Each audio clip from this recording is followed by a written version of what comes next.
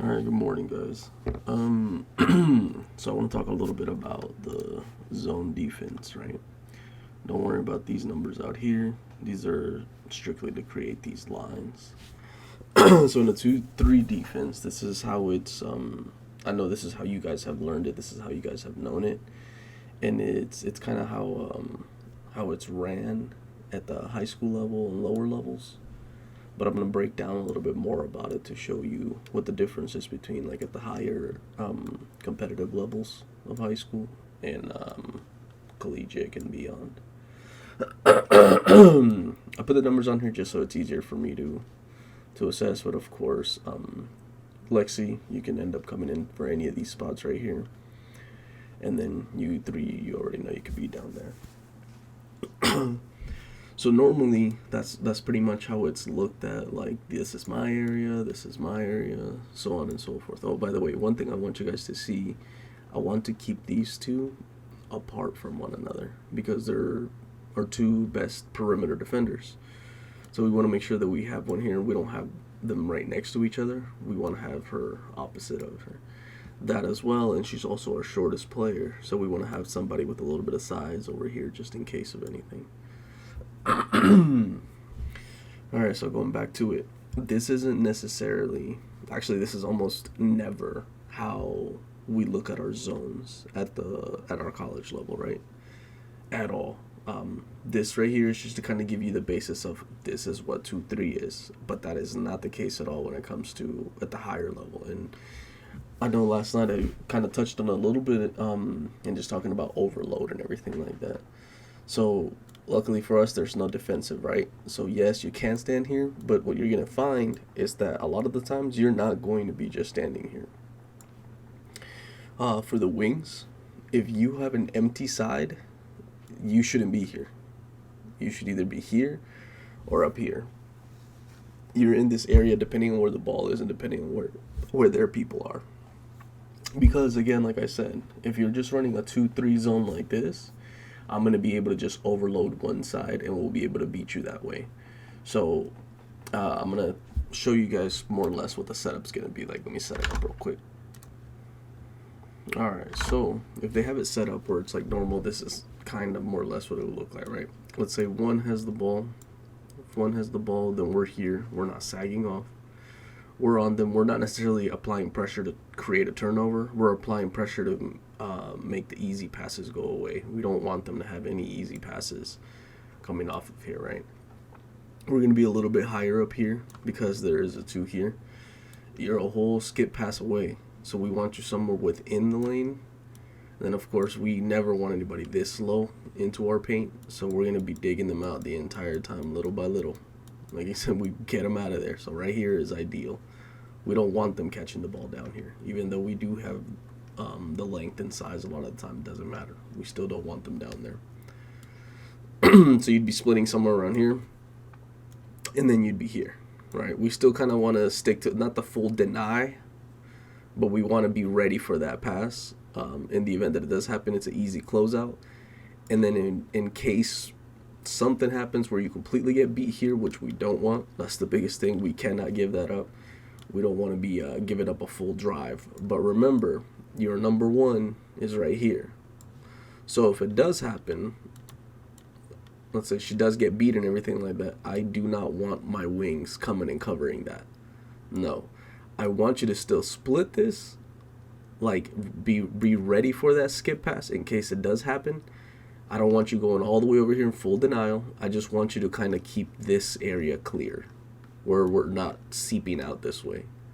Because in this event, what this happens is you go to help and you say, I'm helping, and the complete opposite wing is now responsible for covering down right here.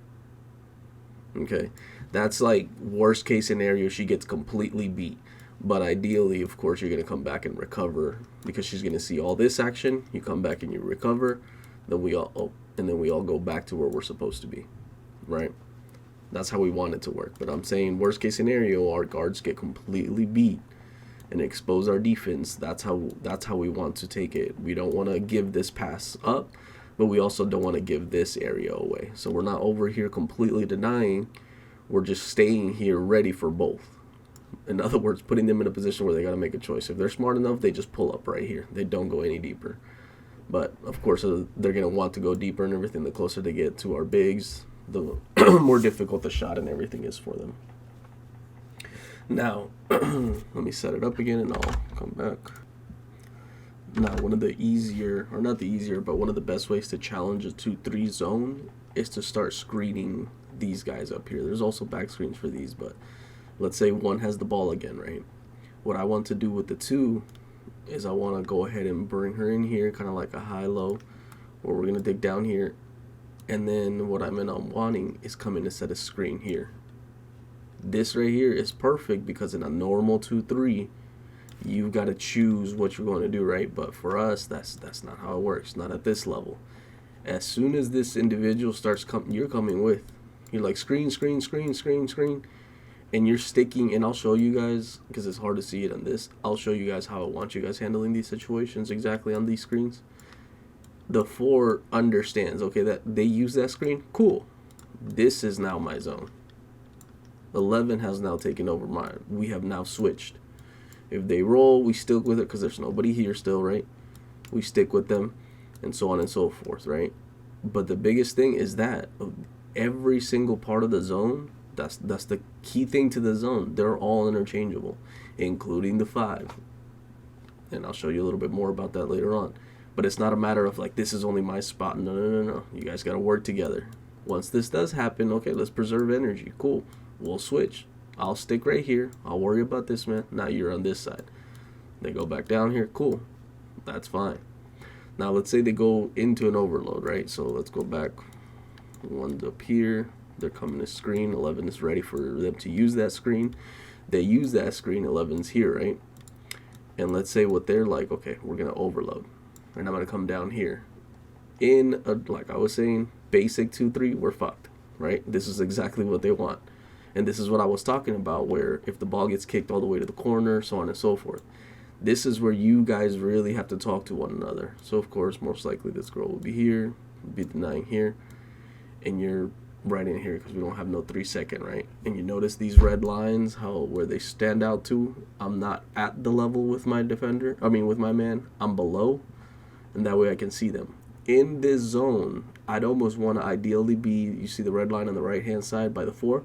I almost want to be even or behind the 4, so nobody can cut behind me. I'm responsible for any cuts in the back end. I'm responsible for letting our defense know anything that's happening that they cannot see, right? And I understand this is a huge fucking closeout. I completely get it. But the passes that we'll be getting out of this, as long as everybody's keeping their hands active, it's not going to be a straight line. It's going to be a lob, so it'll give us time to close down. So in an overload, right, 11 has now switched, so that this is their zone, right? 4's zone is over here, and 3's is over here. So let's say 1 still has the ball. The screen didn't work how they wanted it to. So what you would do, 4, you know how 11 just switched with them, they would just push them over. That's it. Either push them over or 4 can just go over there. Right? So it still looks like a man. We still understand we're still in zone and everything like that, but they have overloaded. So it's like, okay, you're going to overload? That's perfectly fine. We'll come with you. Right? We don't want anybody overloading us and completely killing us, and we're still in zone. So ideally for the 1, I want to drive here, right? All of this is open for me. So what would you do as 11? Am I still squared up with her? Or am I going ahead and giving her the lane this way, where she's uncomfortable going, right? That's kind of what we want to look at, right? We want to be aware. It's like, okay, we're overload. And you guys can talk about that. Be like, okay, I'm going over here, overload, overload, overload. So that way she knows, okay, we're overloaded. I know it's this way. Instead of saying square, I'm going to come this way now. I'm going to start giving her a little bit of a drive this way and take away our weakness right here, right? What they want to attack, or at least what I would want to attack as a guard. So that's pretty much how the overload would work and everything. And then once they come out of it, once their coach gets pissed off that they're crumpled up and all together and everything like that, or whatever the case, right? Let's say everybody kind of starts moving around and she gets out of here. So if she starts going down, you're with. And then as soon as you get into this area, cut her. You let her go. She's free to go through, but you understand this is still your zone, right? Because she's got this zone right here. It's just they have moved you. So you start coming here and you set here. And you start looking to see where she's going to come out of, because she's going to come out of here, right? She's not going to be sticking down here. And 33 says it. 33 lets you know, like going high, you know, this is the slot on the 3. These are our elbows. So you can say that. You can say elbow, elbow, elbow. You can say slot, whatever you want to, you know, straight up front, then they're going up at the top and everything. But you say it, and there you go. We're right back where we wanted. Now let's go back to this overload, right? Another way that they can attack the overload, the 3 can start shading this way. Like, I want to create this pass right here, and there's nobody here in my zone, right? Negative. This individual right here, you have nobody in your zone. So guess what? If you're in your zone with nobody else there, chances are you're wrong, because they've overloaded now, right? Now I'm coming up here. Now I'm literally right here, and the closer she gets, all right, cool, the closer I get. I don't have to be full ball denial. I still want to be here for the help on that drive and everything like that. But yeah, let's say, okay, another thing too with the help on the drive. Let's say we do get beat, what we don't want, right? That's 11's fault right here. That's not our fault. Yes, we want to help, but we do not want to commit to the help. I just want to be here to make her uncomfortable and everything like that, but understanding that I'm going to close out if she kicks, right? So your footwork, and I'll show you, your footwork's going to be one thing, and then your hands are going to be in a different spot. You want to make it to where it's not an easy drive, but you're also attentive here. Because once this starts happening, everybody needs to start rotating. Everybody. Because we've got no help here. This is a seal right here. If this happens, of course you want to avoid over. Let's say they're sealing and everything like that. You want a full-on sprint to cut her off. All right, now you know you're going here. And as long as we're talking to each other, this happens right here, you're ready for that. Not committing to it, just making it to where she doesn't go further this way. You want to keep her closer this way, right? That's all we're doing. Once this happens right here, you're full on sprinting to cut her off. Because remember, you two work together. You guys are responsible for the entire area. So you full on sprint to cut her off right here. That is now your man, your responsibility. Wherever she goes, that's the zone you're responsible for. And you guys got to talk. And you say, I got you, I got you, I got you. And right here, you just go to recover. And then here we are again. And then let's say they move again, right? And now here we are all over again, right where we were to begin with. That's how a zone works. It makes it easier for all of us to help each other out, to move around as needed, everything like that. It's not so much you're stuck to this box. No, it's we all understand our responsibilities.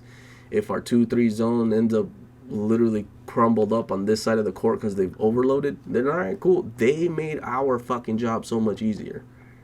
When they overload and we understand how the 2-3 zone works, they make our job easier. So I just wanted to come through and kind of explain that a little bit. I think there was one more situation. Oh, you know what? Hold on. Give me 1 second. So there was a few things that I liked about this video, not a whole lot. Actually, yeah, I guess quite a bit. But still, let me show you what I'm talking about with the screening, right? You say, hey, you got a screen coming up. So he looks, he's like, where's it coming from? Identifies. He's like, all right, cool. I'm going to make contact, see where they're going. All right, screen is here. I want you already here. And we'll look a little bit more into it because you guys are talking screener. They use the screen. Cool. We're switching. This is my zone now. This is your zone now. Just a nice little switch. Cool. So let's look at what they do here. We definitely want a hard closeout here. Not to where you're fully committing and you're no longer defending. We'll look more into how it is that you want to close out in this situation. But we want a full out closeout here, ready for these passes to come through. And then this, we should always have our hands on somebody. We're waiting too long. I want you in there a lot quicker than that. And actually, watch how he contests. This is ideally how we want to contest every shot around the rim. Straight up. His hands happen to come down once he gets contact, but you want to keep those hands straight up. Because if you're not bringing your hands out, you're not going to foul. And especially because we have size down low. Worst case scenario, we end up going against another girl that's going to be 6 foot, 6'1". Okay, we're equal in size. Just get straight up. Make that shot more difficult. You're not necessarily there to block. You're just there to make it more difficult. If we get a block out of it, sweet. But that's not our number one concern. In JC, you had closed out over here, and instead of going vertical, you went in and you brought your hand down into them, and that's how we got that foul. But it's a simple, as long as you're aware of it, I know you're not going to make the mistake again. But yeah, that was just a beautiful challenge. I just wanted to show that. Alright, so here's another one right here, kind of an example of what I was talking about. So the ball's coming down, you want to be here to help, to give Hero, in this case, enough time to recover. You see Hero's already there. Alright, cool. I'm not full on sprinting here to deny, and I'm also not fully committed here. I'm going to go and stay level with that ball between my man and that ball, and keep my hands active in case this kick happens. Now, I would rather you kind of switch your feet. If it's 33, I know you're athletic enough to make that switch, but if it's like Whitney or Coy, I would rather you already be ready for that kick. So that way you're not having to completely turn around and everything. But in this situation, with how it kind of happened, I kind of understand. So what's happening here, I'm here, I'm keeping them contained, keeping you closer to the zone. I want you spilling out here, and I'm also not going to give you that kick. And remember, our 5 is there to protect and everything. So that's just kind of talking to you guys about what I mean by I don't want you to fully commit to help, and I don't want you to fully commit to deny. I know normally it's called no man's land, but in reality, we're taking away that 3. And we're containing our zone. We're not letting them seep out. Alright, this is a perfect example of whenever they bring their big, and their big is now going to be responsible for having you screen and so on and so forth. And remember, we talked about the switch. This is how I wanted to dress the whole time. You've got your hands on them, but you're giving yourself space. Down here, we don't want space. Here, we do want space. We want to keep that space in between each other. So we're here, we're like, hey, pick, or screen, and I'm already there, ready to switch. I'm switching. This is now my responsibility because he used that screen. And I'm like, all right, cool. I'm full on contact with you. This is important because whenever they roll, that pass can come. And with our hands on them, it makes it more difficult for them to just be able to just catch it. Don't hug them like that. Don't do the hugging that he did. But I just want contact on them, right? And it's like, all right, cool. Well, you're going down there. I'm going to send you that way. And then here I am again. I'm ready to go. I understand that this man has gone here. This is my zone. Yes, you've gone down here. I've given you up responsibility. I'm coming right back to where I belong. And then there you go. He's starting to go out there. He needs to be up here. Yes, his zone is here, but there's nobody there, right? If nobody's in your zone and you're still in your zone, chances are you're wrong. So I want you to seep up here, start coming up here, and everything. And we do not want to come help. Right, worked out great there, but I know in the NBA is different and everything. For us, for what we do, we don't want to come down here and help on that. We can start coming down a little bit, but ideally, let's say they use their dribble and we got our big standing there tall. What are we in now? We're in dead. That means you man up on somebody, and this person has to take that weird shot or give up a pass that can end up either going out of bounds or becoming a turnover, right? We let them go one-on-one, whether it's Whitney, whether it's 3-3, no matter who it is down there. You are one-on-one here. If we give up that basket, congratulations, you did a great job. We clap it up for that offensive player. But we're not going to start digging down, kind of like Coach was saying, how we were coming down here and everything like that. We don't want to be doing that. We want to stay to here because once we get dead, we are on a full denial. Alright, so one last thing that I do also want to touch on, just because this video is getting kind of long. So let's look at this possession right here.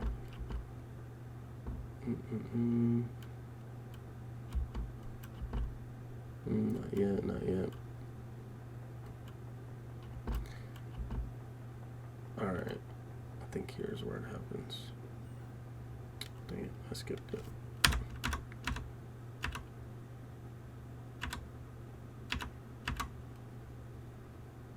Hold on, let me come back to it. Alright, I found it. So, let's say this happens here. So, they're overloading the opposite side.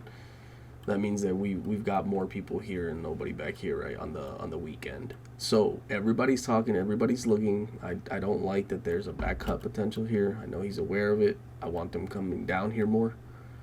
So that way nobody can cut behind us. They can only cut in front of us. But watch what happens here. So, we've got 2 people here, right?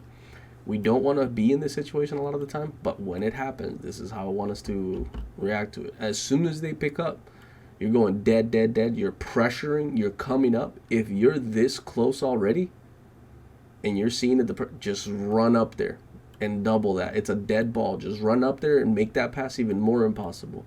And then we're all sprinting to somebody, right? This is ball denial here, this is ball denial here, and you're splitting these two. If you see somebody sprint over there, you're going over there with them. All right, so dead, dead, dead. Here. If he sprints over there, you're over there with him. You're coming here, and we're doubling here. It's a dead ball the whole time and everything like that. Makes it, now this, of course, this pass is easy. Joel will be 7'3". This man is 6'8". But this is what I'm talking about. Like, let's say that does happen, right? And let's say they do get the ball. Let's go back to let me set it up on the other one. All right, so dead, right? Dead, dead, dead. We're doing our thing here. We're not splitting. We're keeping this closed off right here. We're not splitting this thing. We don't want him to step through here or her to step through here and everything like that. So we're here. We're denial. Dead, dead, dead. And two, these guys are fighting, trying to get there. Of course, we're denying again. We're denying again. They come up here. We're coming up there with them. Deny, deny, deny. And then right here, you're splitting these two. Let's say two does the smart thing and goes to make himself available or herself available for a pass. This is who you're going with. You're denying here. Deny, deny, deny. Now let's say they do get this skip pass, right? Look, this is available. First let's address here. Let's say they get this pass right here. Cool. Guess what? That's how we're rotating. Everybody rotates. Everybody tells everybody, okay, I got here. That's it. We're back into our zone, our normal zone that we were in before. But, oh, wrong way.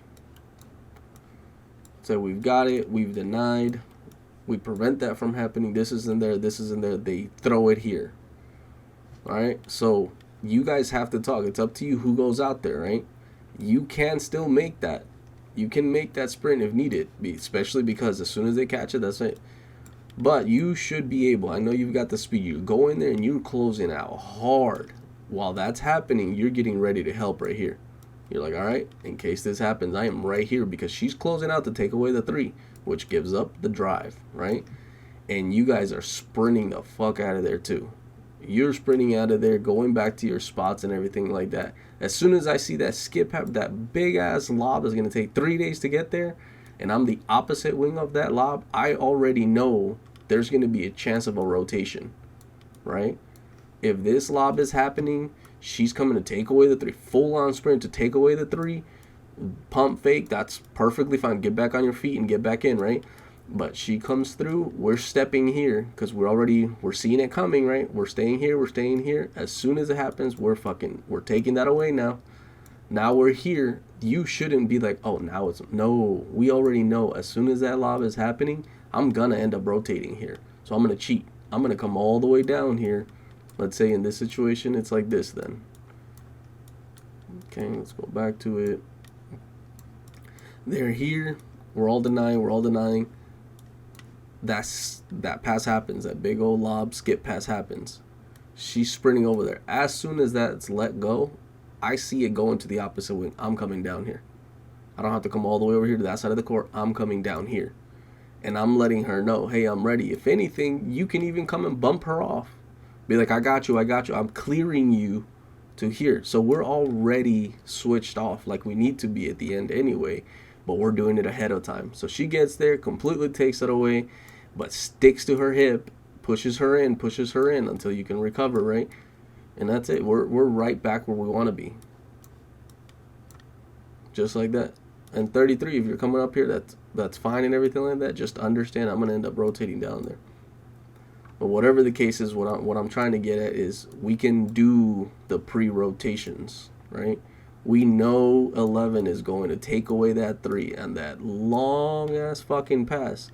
The closest defender's number one responsibility is to run him out of that 3-point line. That is the number one responsibility, run him out of that 3. So if we know that, we know we're going to need help, which means that we're going to have to rotate,